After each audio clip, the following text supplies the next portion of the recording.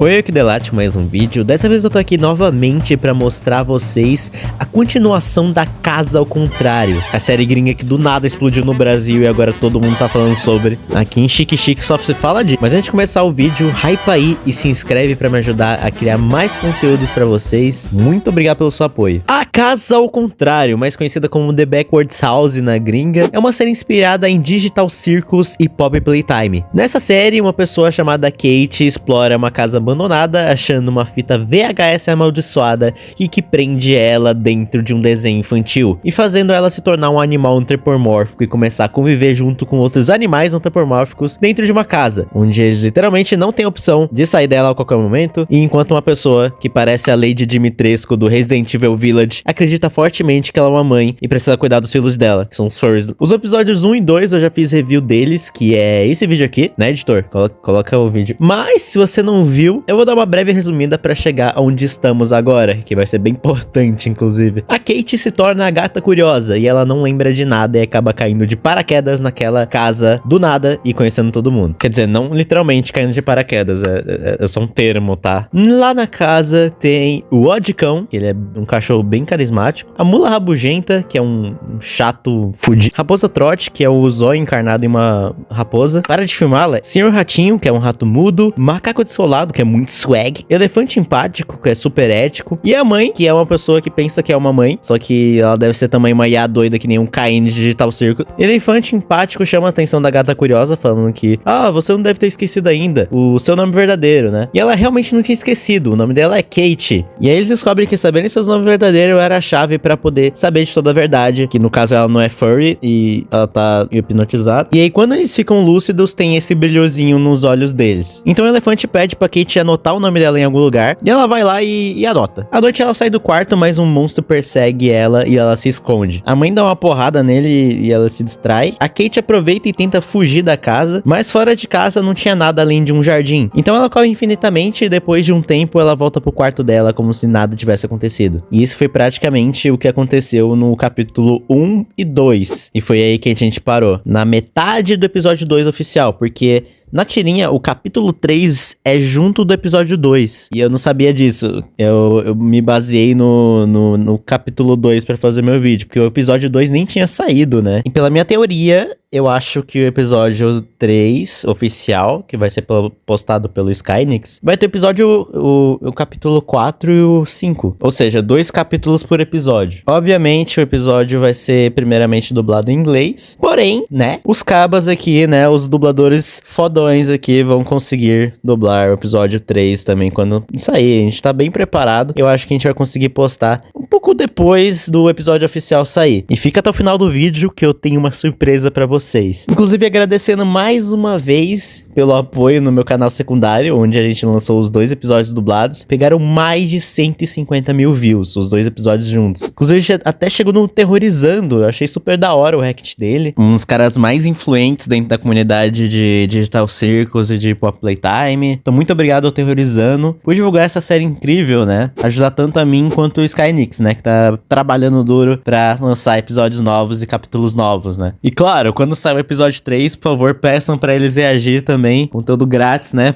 Pros cabos aí. Principalmente de uma série legal, maneira. Enfim, vamos continuar. A Kate então reflete um pouco sobre o que tá acontecendo naquele momento. O quão isso é estranho e que tá deixando ela irritada. Ela então procura o quarto do elefante empático dentro daquela casa, querendo retirar as respostas dele, e vai à procura dele dentro da casa, vendo a porta de todos os personagens, inclusive de 2 que ela nem conhece, mas que eu vou introduzir mais tarde. Fica aí no vídeo, por favor. Continuando a procura, ela acha a porta do elefante, porém tava trancada, e de repente acaba que ela é cercada por muito mais bicho. Parece que ela ia tomar porrada, porque era literalmente um 10 versus 1, mas por pouco ela é salva pelo Odicão. O Odicão fala que os pesadelos não podem invadir quartos deles, é como se o quarto fosse a zona segura da casa, impossível de ser acessada pelos bichos. Inclusive essa informação me deixou um pouco interessada interessado. Momento teoria, momento nerd. Porque a mãe do episódio 1 fala que não pode entrar no quarto deles. E eu vi algumas teorias falando que a mãe também poderia ser um pesadelo. E claro, a segunda teoria dela ser uma IA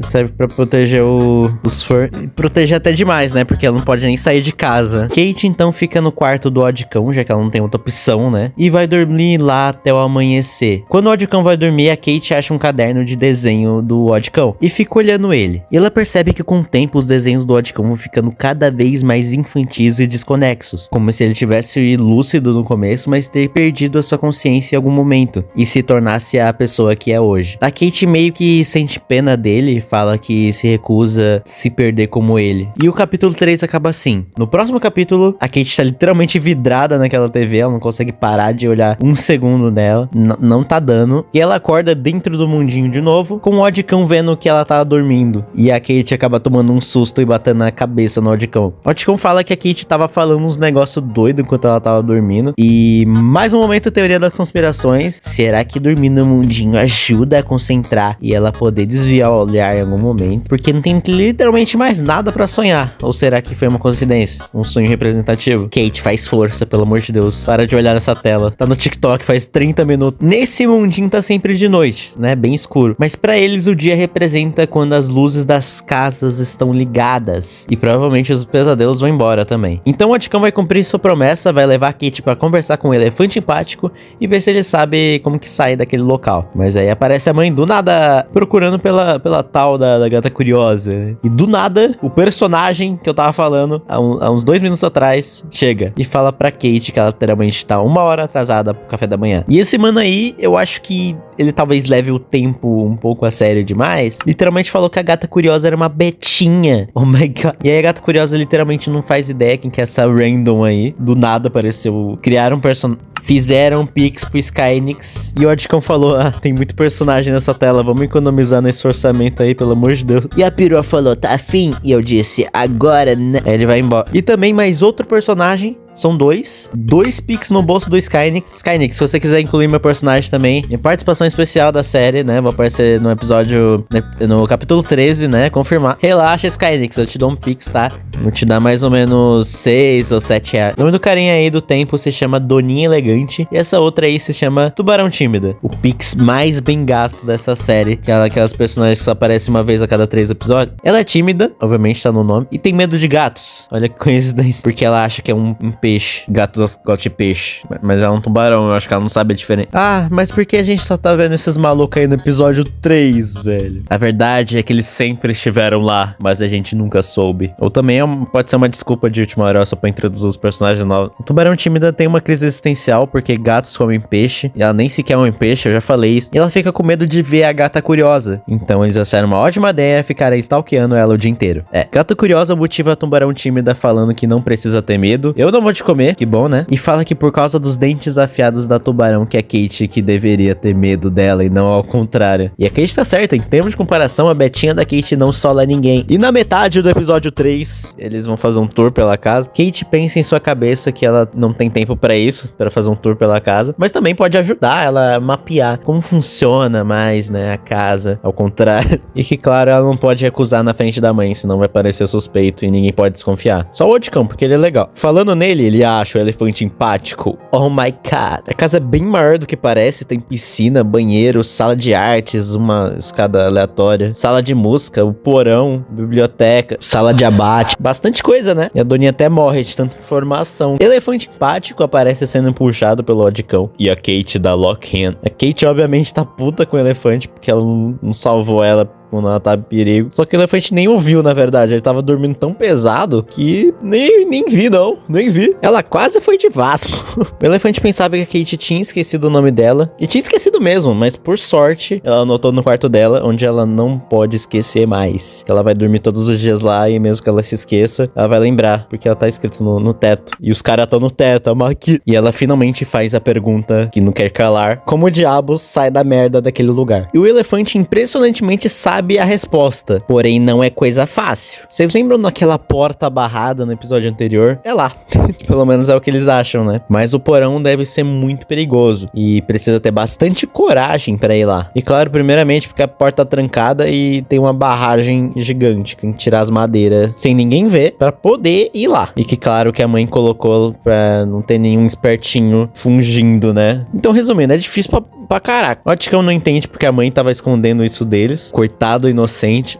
Claro que é porque ela acha que os furry que estão lá é os filhos dela e ela não pode deixar eles ir embora. Pra abrir a porta, eles também vão precisar de uma chave. E cadê a chave, Nilce? A chave tá lá naquela escada gigante misteriosa que o elefante até tentou ir lá um dia, mas tinha um pesadelo super foda, Deus. E eu acho que ele não é muito capaz. Lá em cima fica a casa da mãe e provavelmente lá fica a chave, no escritório dela. E até agora, somente uma pessoa conseguiu pegar essa chave. E você sabe quem é? Ticão. Sim, ele mesmo. Ué, mas como que um bestão derrotou um deus supremo? Isso a gente só vai descobrir no próximo episódio de A Casa ao Contrário. Agora é só no episódio 4, meus amigos. Só mais 3 meses aí. Mas esse foi a minha review no episódio número 3 da Casa ao Contrário. Espero que vocês tenham gostado. Como o caso do episódio vai ser um pouco demorado de ser lançado, então eu estarei fazendo vídeos de pouco em pouco também pra vocês serem atualizados, né, sobre essa série. E claro, antes de acabar o vídeo, eu queria falar que a partir do episódio 3,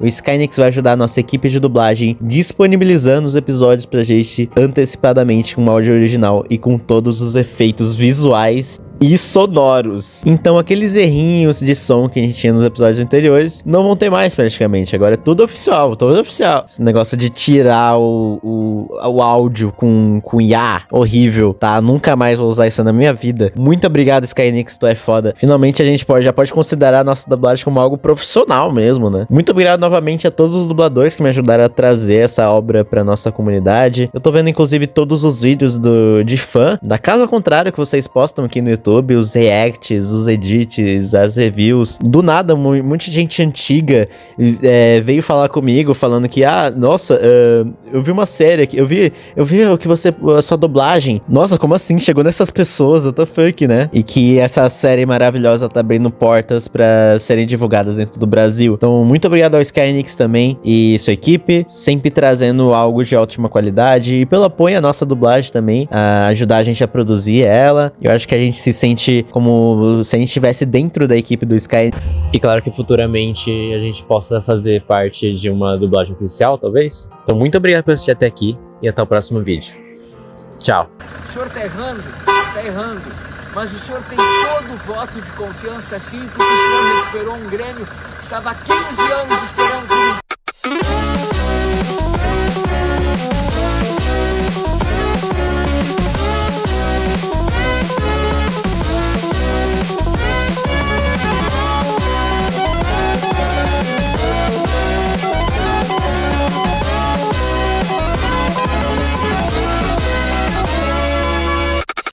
Dois Pix no bolso do Skynix.